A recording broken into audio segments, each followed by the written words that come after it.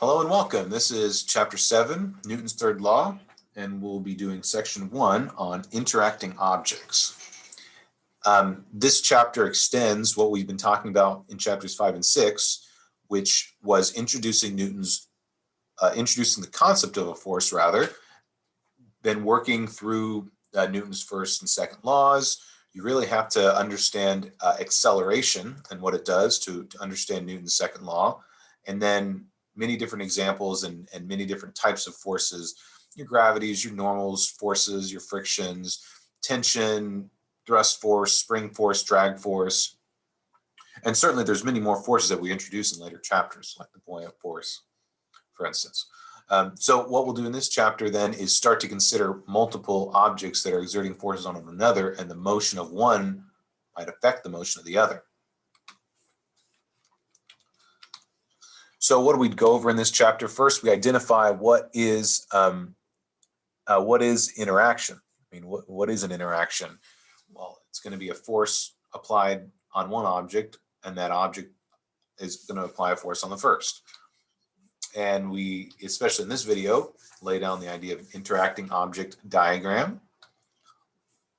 Ropes and pulleys are especially helpful as examples to understand Newton's third law. And this is certainly an instance where making sure you can get your algebraic signs right will keep you from getting wrong answers. This example by itself is certainly one where the minus signs are very important when you're trying to analyze the motion of this thing.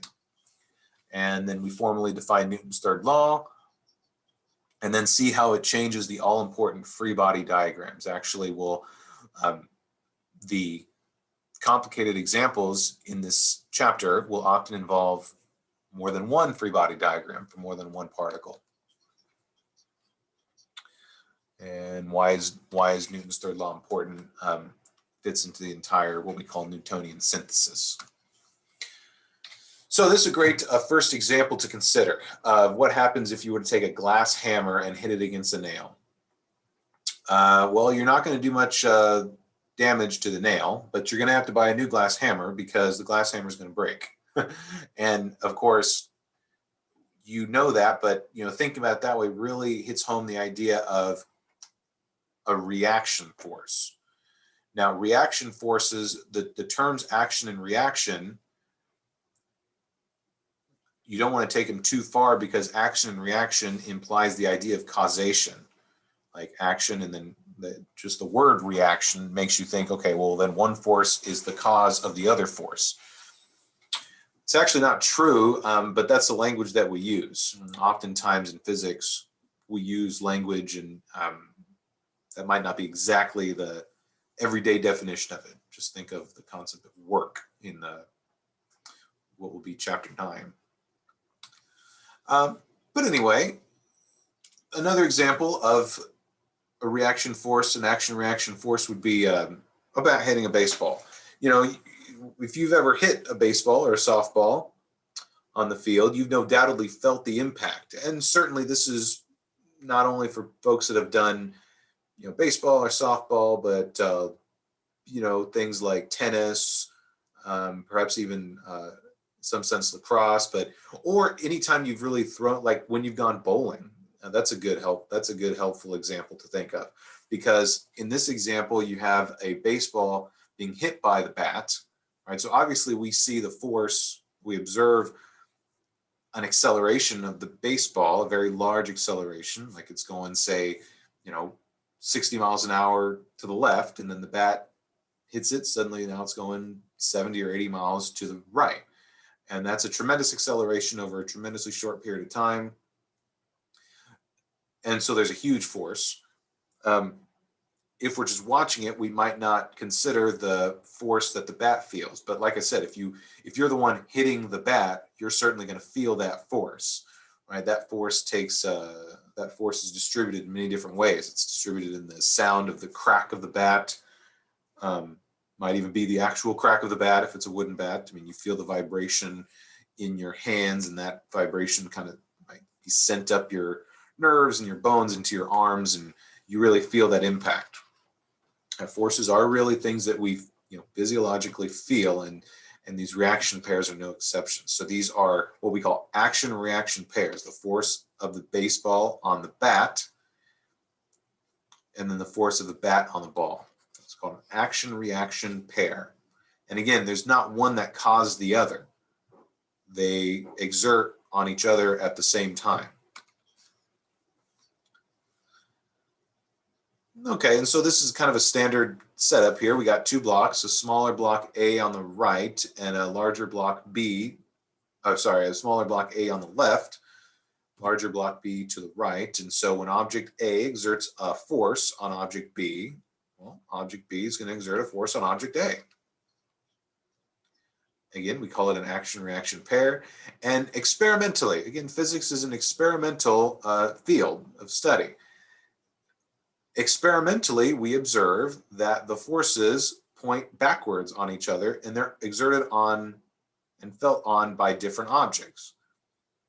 This is an experimental result. We've never seen an instance where two particle-like objects exert reaction forces on each other that A, are not the same in magnitude, and B, are not directly opposite of each other in direction.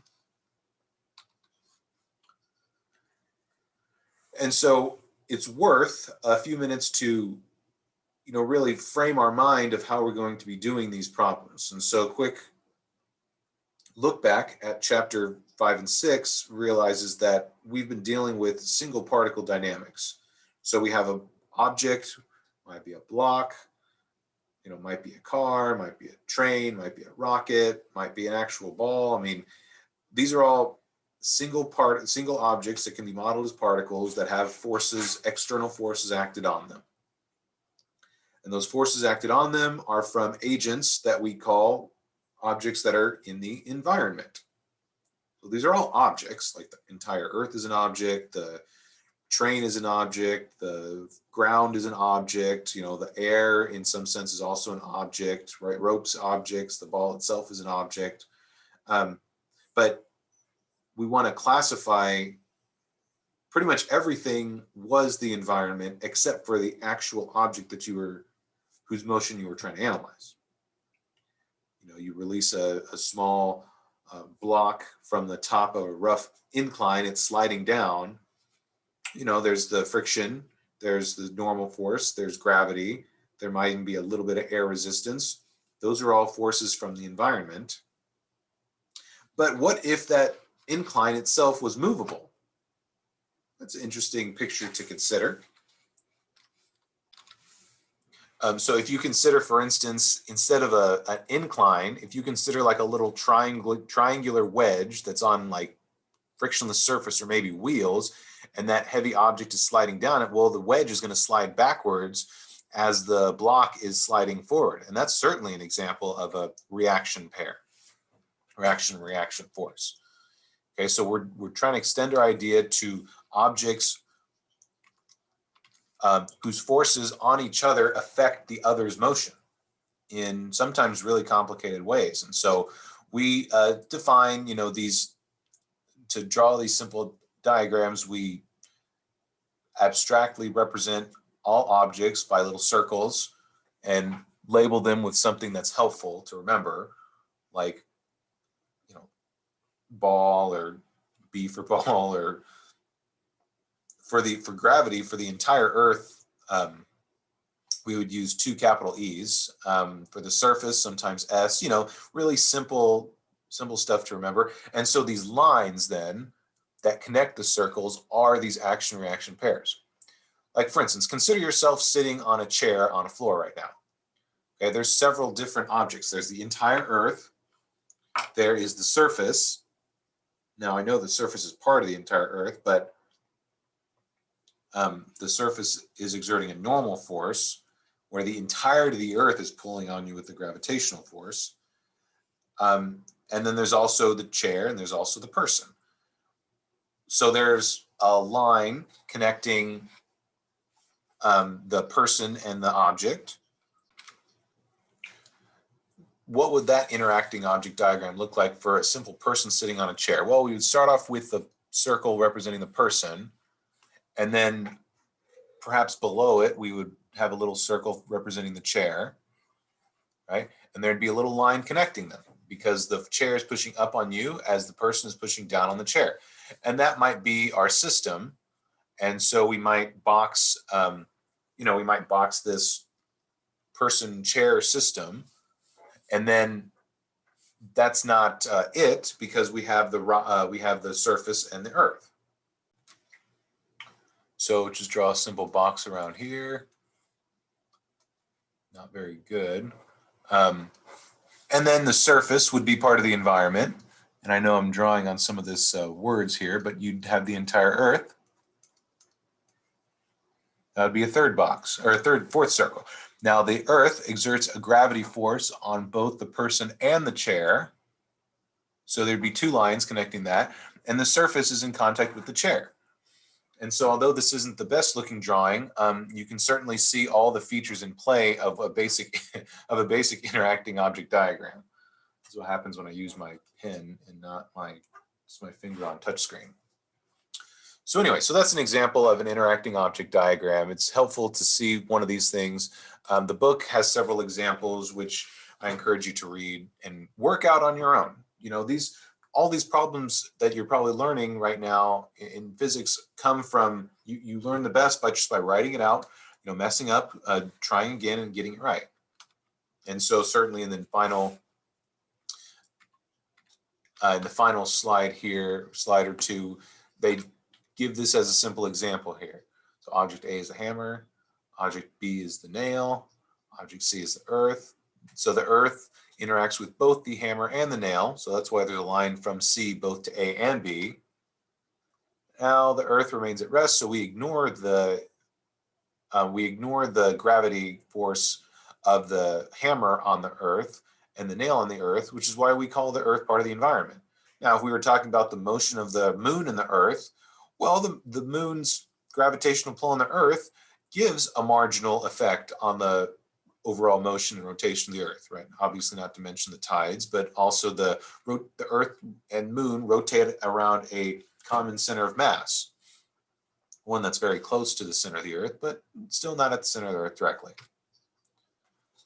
The only other remark I'd make about this picture is that if it's the hammer and the nail, there's really only one line. There should only really be one line between them, not two, because these lines are reaction-action pairs for each one of them. So A and B having two lines, that's something that you actually see when, for instance, if you got like two blocks, say, sliding past one another, one's on top of the other.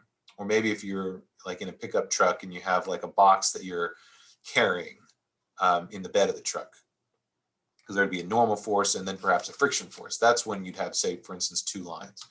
And so the final thing that we do, like I did in that simple example, was take a box and take a box to separate the system from the environment. So like I did in that previous example, the person sitting on the chair, that was the system, and then the surface and then the entire earth, that was part of the environment. And so you have a well-defined system, a well-defined environment. And this language of system environment certainly carries over in many different contexts in this course, actually. One that I can immediately think of is certainly for objects, particularly ideal gases that expand when they're heated or pushed or cooled or contracted or anything like that. So interacting objects, it's possible that your specific instructor may not require them. And while they're interesting in their own right, they're really only helpful in the best way as a lead-in or prelude to drawing free body diagrams for every object in the system. And so with that, we'll conclude this introductory section on interacting objects. The next section will go into more detail about how to draw them, how to analyze them, and then we'll move on to Newton's third law. So thanks for your time. We'll see you back here for the next one. Take care.